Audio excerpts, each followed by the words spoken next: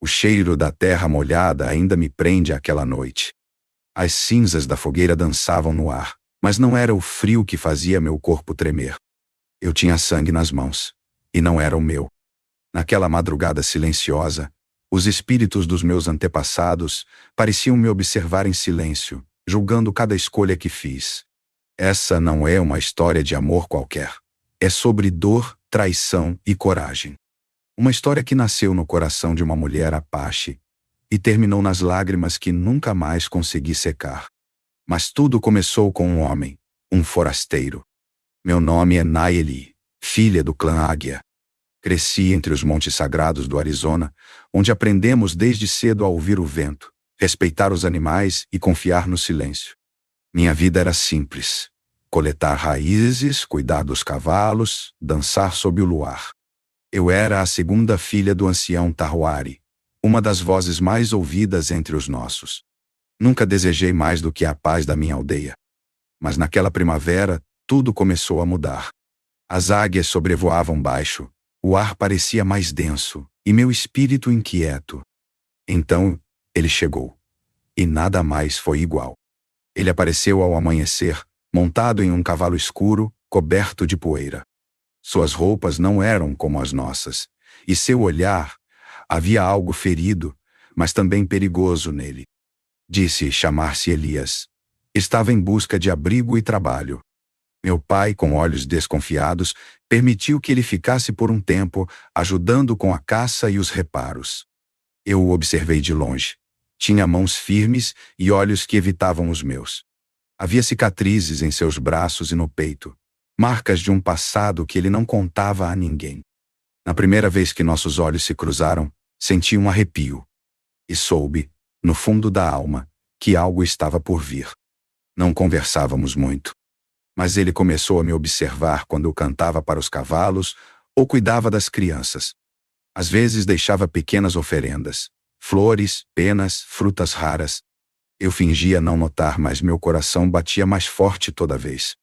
Certa noite, durante uma tempestade, fui buscar lenha na beira do rio. Ele apareceu ali, molhado, ofegante, com um olhar que me atravessou. Disse apenas: "Você tem a alma livre, Nayeli." E se afastou, deixando minha respiração presa no peito. Na manhã seguinte, descobri que ele desaparecera por 2 dias. E, quando voltou, estava ferido. Cuidei de suas feridas em segredo. Enquanto lavava seu sangue, ele segurou minha mão com força e sussurrou: "Eu não sou quem você pensa." Naquela noite ele me contou parte de sua história. Elias fugia de algo, ou de alguém. Não disse exatamente o que. Apenas que, se ficasse ali, traria problemas para todos. Mas era tarde demais.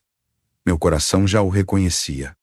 Tentei convencê-lo a partir, por medo de perder meu povo, mas ele ficou. E a tensão entre nós aumentava a cada dia, como a corda de um arco prestes a estourar. Então, alguém o reconheceu. Um grupo de guerreiros do clã vizinho chegou inesperadamente. Um deles, Koshi, tinha olhos vermelhos de raiva quando viu Elias. Koshi o acusou de traição, de ter sido cúmplice num ataque a uma aldeia Apache no passado. Meu pai ficou em choque. Elias negou, mas havia dor demais em seu silêncio. O conselho dos anciãos exigiu que ele fosse julgado. Eu me vi dividida: a filha obediente ou a mulher apaixonada. Naquela noite, ajoelhei diante dos espíritos e pedi um sinal. E o sinal veio no pior momento possível. A fogueira do julgamento estava acesa. Os anciãos discutiam seu destino. Mas antes da sentença, Elias me olhou e disse: "Se você vier comigo, nunca mais poderá voltar." Meu coração estava em chamas. Fugi. Montamos a cavalo sob a luz das estrelas, sem olhar para trás. Viajamos por dias, vivíamos do que a terra dava. Pela primeira vez, nos amamos sem medo. Mas a paz era frágil. Elias começou a ter pesadelos. Acordava gritando nomes. E então, uma noite, ele desapareceu. Deixou para trás apenas um colar e uma carta. Voltei para a aldeia, descalça e destruída. Meu pai não me reconheceu. As crianças me evitavam. Eu era agora uma mulher sem honra. Mas o pior ainda estava por vir. Meu irmão mais novo havia sido levado em uma emboscada, e Coxi, o mesmo que denunciou Elias, estava envolvido. Na carta, Elias dizia que voltaria para acertar as contas, mas eu já não sabia em quem confiar. O que era verdade? O que era mentira? Quando escutei os tambores de guerra ecoando entre as montanhas, soube, o passado não estava enterrado. No dia do combate, entre o caos das flechas e gritos, vi Elias de novo. Ele lutava como um espírito antigo, não por vingança, mas por redenção. Foi ele quem salvou meu irmão, mas pagou um preço alto. Com um golpe profundo no peito, caiu diante de mim. Nos últimos instantes, segurou minha mão e sussurrou: Eu errei, mas te amei com tudo que ainda havia de bom em mim. E ali, nos braços do homem que tocou meu espírito, meu coração quebrou de vez. Hoje, sou uma mulher mais velha. Ensinei meus filhos a ouvir o vento, como meu pai me ensinou. No altar dos espíritos, deixo sempre o colar que Elias me deu. Nunca contei a história completa a ninguém, até agora. Porque o amor verdadeiro não é aquele que termina com finais felizes, é o que nos muda para sempre. E o espírito dele ainda cavalga nas montanhas, livre, como um forasteiro que nunca deveria ter entrado, mas que tocou meu espírito. O forasteiro que tocou meu espírito. O cheiro da terra molhada ainda me prende àquela noite. As cinzas da fogueira dançavam no ar, e o silêncio era tão pesado que eu mal podia respirar. O frio cortava minha pele, mas não era o vento da madrugada que fazia meu corpo tremer. Era o sangue. Sangue quente, vivo, escorrendo pelas minhas mãos. E não era o meu. Eu olhava para o céu, buscando respostas nos espíritos dos meus antepassados. Mas tudo o que eu via era o bater frenético do meu coração. Naquela noite, eu perdi tudo. A honra, a fé. E ele. O homem que mudou minha alma, meu destino, minha aldeia. O que posso dizer? Eu era apenas uma filha do vento, uma mulher apache com sonhos simples. Nunca desejei mais do que a tranquilidade da floresta, o canto das aves ao amanhecer, os pés descalços tocando a terra sagrada. Mas o destino tem garras. Ele chegou como uma sombra. Silencioso, ferido, carregando um passado que não se pode enterrar. Eu devia tê-lo evitado. Devia ter escutado os sinais. Mas o coração é tolo. E o meu, naquela época, ainda era ingênuo. Essa é a minha história. Não peço perdão. Só peço que escute até o fim. Porque às vezes, o amor não salva. Às vezes, ele destrói. Meu nome é Nayeli, que em nossa língua significa eu sou a que sonha. E eu sonhava com liberdade, com paz, com um destino que eu mesma escolhesse. Nasci no seio do clã Águia da Montanha, uma comunidade apache isolada entre os canyons do Arizona. Lá, tudo respira tradição, cada passo que damos honra aos que vieram antes. Cada erro pesa sobre todos nós. Minha vida era feita de rotinas simples e sagradas. Acordávamos com o primeiro canto do corvo, e antes do sol tocar o topo das pedras vermelhas, as mulheres já estavam moendo milho, fiando lã ou preparando tinturas de ervas. Homens e meninos saíam para caçar, cavalgar, aprender com os mais velhos. E nós, mulheres, cuidávamos do espírito da aldeia. Eu era a filha do ancião Tahuari, o mais respeitado dos conselheiros. Meu pai era um homem de poucas palavras e muitos silêncios. Seus olhos carregavam a memória de guerras antigas, de tempos em que nossos inimigos vestiam farda e caçavam nossas crenças. Minha mãe, que partiu quando eu ainda era criança, deixou-me como herança apenas um colar com penas de falcão e um sussurro que ainda guardo. Não tema o vento, Nayeli, ele é parte de você. Cresci observando a dança das fogueiras, aprendendo a curar com plantas e a escutar os sussurros da floresta. Não éramos ricos em ouro, mas havia fartura de silêncio, de respeito, de união. E por muitos anos, isso me bastou. Mas havia algo dentro de mim que me inquietava. Como se a terra sob meus pés soubesse que algo estava por vir. Um pressentimento que nem os velhos sabiam nomear. Um chamado distante e então, naquela primavera, ele chegou. Foi numa manhã em que o vento soprava do sul, carregando o cheiro das flores do deserto e um silêncio estranho, como se a floresta inteira prendesse a respiração. Eu estava com as mulheres, tecendo junto ao fogo, quando ouvimos os cães da aldeia latirem nervosos. Meu pai se ergueu com rigidez. Os guerreiros foram rápidos, arcos em punho, olhos atentos. E então, ele apareceu. Montado num cavalo magro e escuro como a noite, coberto de poeira, suor e silêncio. Não disse seu nome de imediato. Apenas ergueu as mãos em sinal de paz e pediu abrigo. Era jovem, mas com os ombros de quem já carregava muitos invernos. A pele era morena como a nossa, mas os traços, havia algo diferente. Nos olhos dele, escuros, fundos, assombrados, havia mais história do que ele jamais contaria. Meu pai perguntou de onde vinha. Ele respondeu com voz baixa. Do norte, estou apenas de passagem. Mas algo na sua maneira de olhar, como se analisasse tudo, como se buscasse algo que não sabia nomear, me prendeu. Ele não olhou para mim no início, ou talvez tenha olhado e fingido não ver. Mas eu o vi. E algo dentro de mim despertou. Um calor na boca do estômago, um receio, uma sede. Ele se chamava Elias. Meu pai, desconfiado, deixou que ele ficasse como aprendiz de caçador, com os mais jovens. Disse que era por poucos dias. Mas os espíritos, eles já sabiam. Nada voltaria a ser como antes. Ele não falava muito. Elias cumpria as tarefas que lhe eram dadas com precisão e silêncio. Caçava bem, cavalgava melhor ainda. Mas evitava os olhos dos outros, como se o mundo inteiro fosse uma ameaça constante. Inclusive os meus. Mas eu percebia. A maneira como ele passava mais devagar quando eu cuidava dos potros. Como deixava, sem dizer nada, uma pequena flor azulada perto da minha tenda, a mesma que minha mãe usava para fazer chá quando eu era criança. Uma vez encontrei uma pena rara de águia sobre minha manta.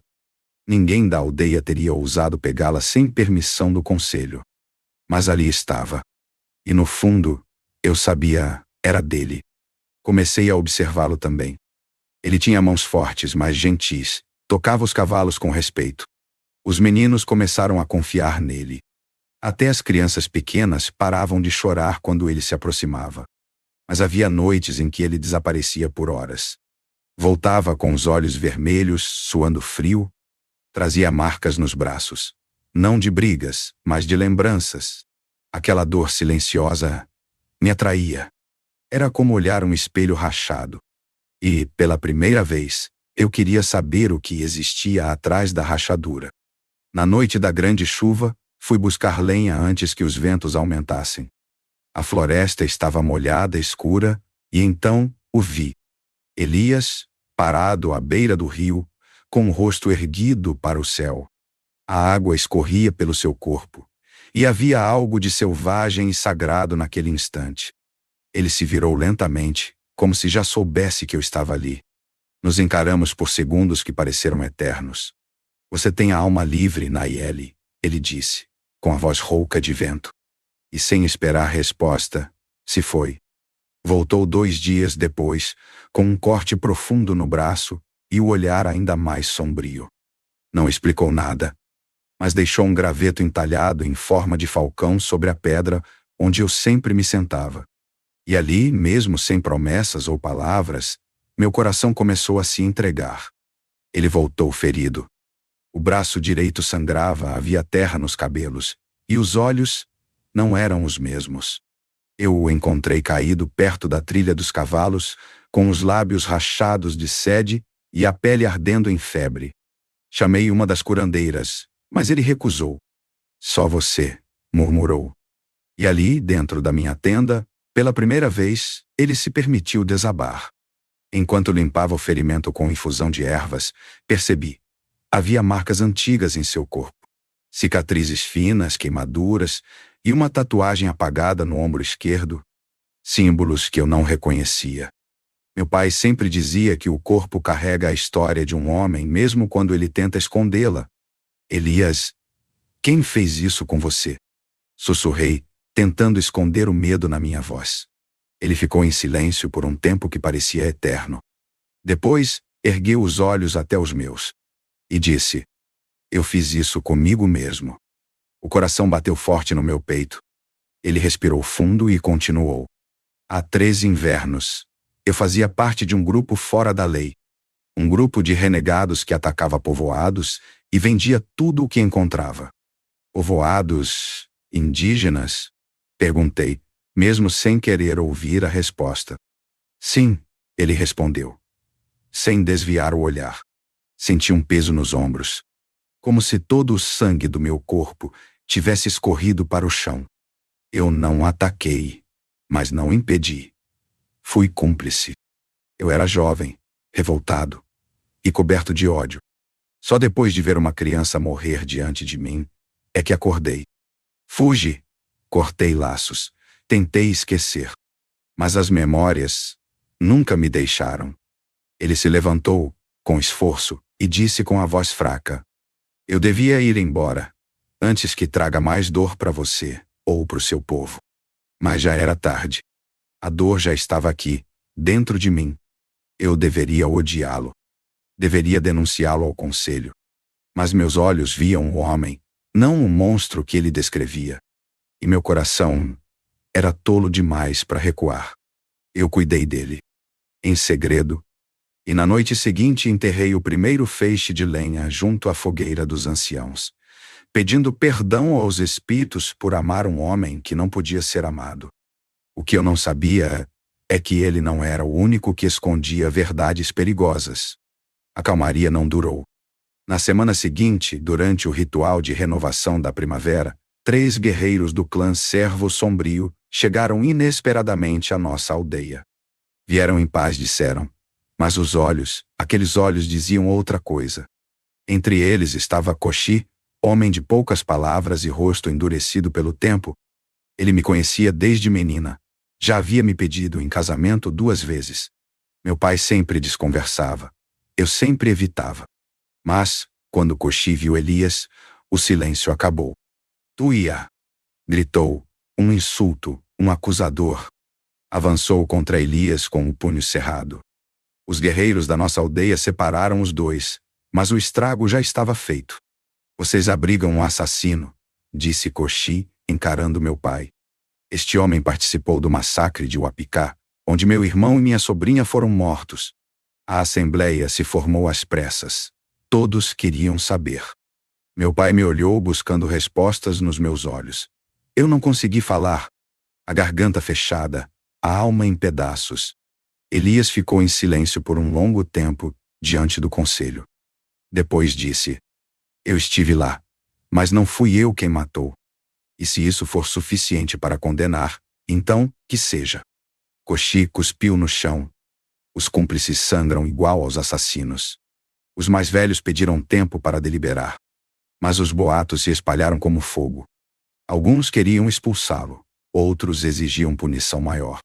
E eu? Eu era agora a filha do ancião que escondia um criminoso e a mulher que o amava em segredo. Naquela noite, sentei à beira do rio. Chorei até não sobrar nada dentro de mim. O que era certo? O que era justo? E se amor e justiça não puderem andar juntos, qual dos dois merece morrer primeiro? Voltei para a aldeia ao amanhecer. Mas encontrei apenas caos. Elias havia desaparecido. E com ele, o colar de minha mãe. A fogueira do julgamento foi acesa 3 dias depois.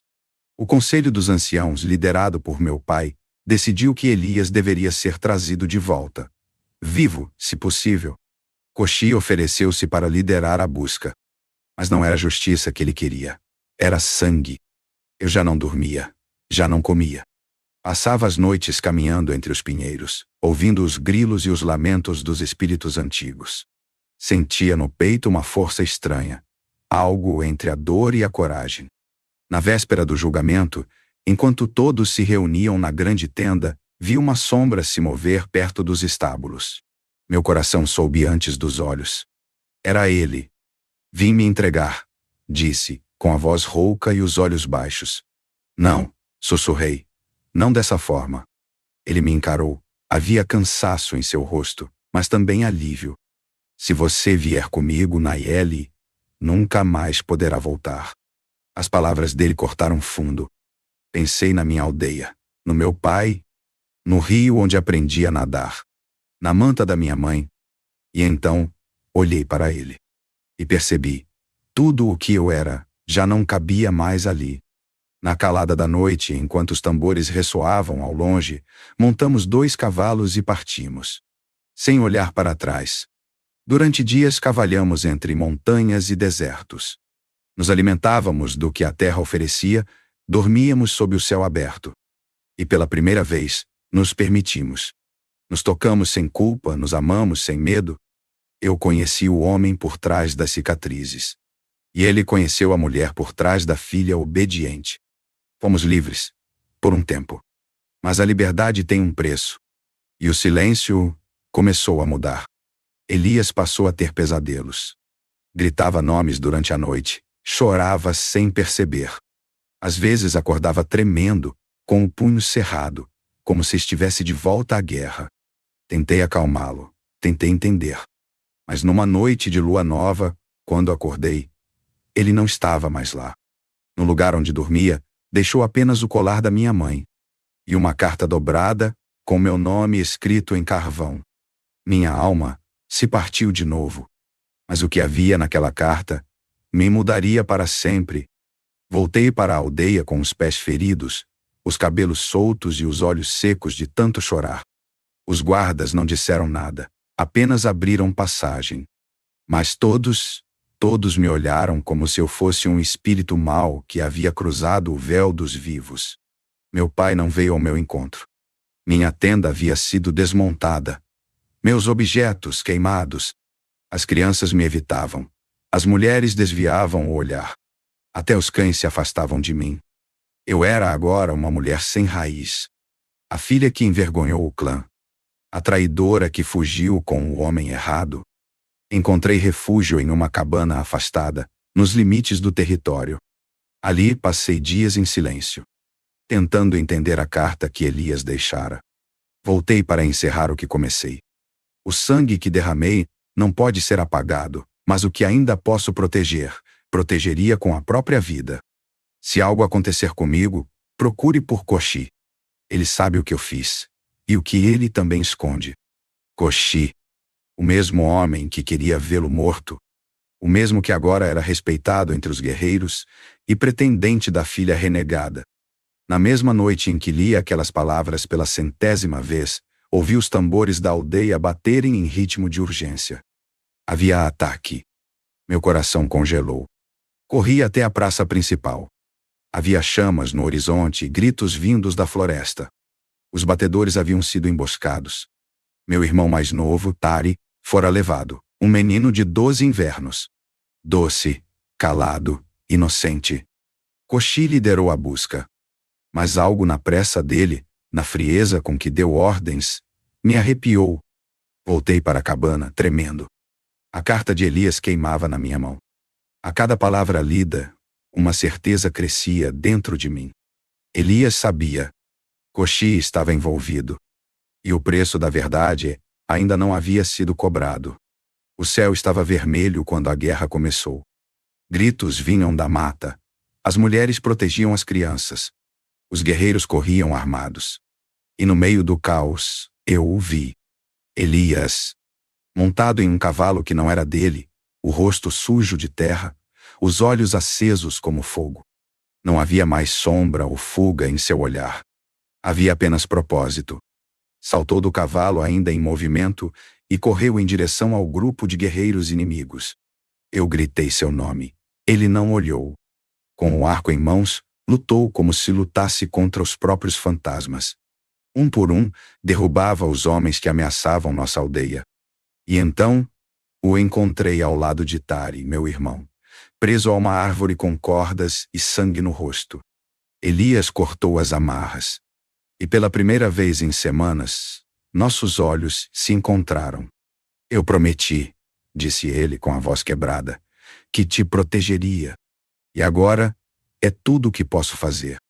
Antes que eu pudesse responder, um grito cortou o ar. Koshi. Ele vinha correndo com uma lança. O rosto deformado pelo ódio. Traidor! Gritou. Esse forasteiro levou minha irmã. E agora volta para roubar a aldeia. Elias se colocou entre ele e Tari. Eu não fui o único naquele massacre, Koshi. Você também estava lá. Você matou. As palavras ficaram presas no ar como trovões. Koshi parou por um segundo. Os olhos dele tremiam. Você não vai tirar isso de mim, Elias. Eu sou um herói aqui. Então lute como um, disse Elias, jogando fora sua própria arma. Koshi avançou. Foi rápido, brutal. E em menos de um suspiro, Elias caiu. Um golpe no peito, profundo, mortal. Corri até ele, gritando, me jogando no chão ao seu lado. Seus olhos ainda estavam abertos. Ele me olhou como se quisesse memorizar meu rosto para sempre. Eu errei, sussurrou, mas te amei com tudo o que ainda havia de bom em mim. Segurei seu rosto, sentindo a vida escapar por entre meus dedos. Elias, por favor, não me deixe. Mas ele já não ouvia. O vento parou. As folhas não se mexeram.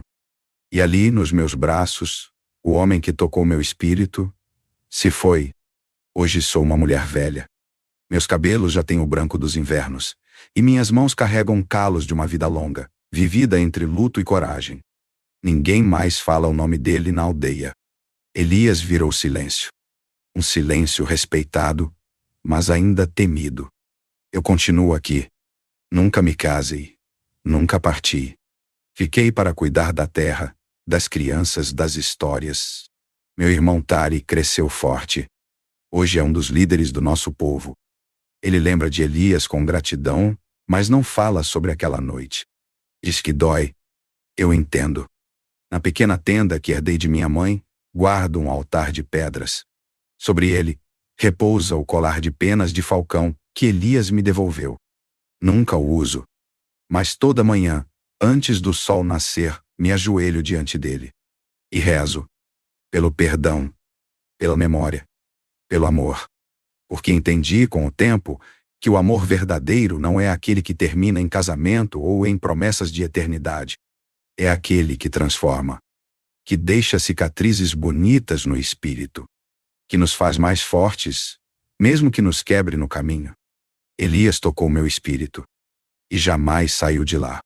Dizem que às vezes, nas noites em que a lua está cheia, vê-se um cavaleiro solitário cruzando os campos, envolto em névoa, sempre em silêncio. Os velhos acham que é lenda. Mas eu sei. É ele. O homem que ousou amar uma mulher apache. O forasteiro que por um instante foi minha casa.